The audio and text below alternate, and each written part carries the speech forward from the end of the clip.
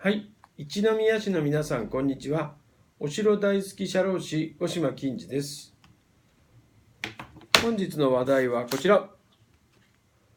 労働者の安全確保は就業時間だけではないです。通勤時の事故も労働災害の対象となります。台風の中、出勤した社員が事故に巻き込まれた。これも労災に該当します。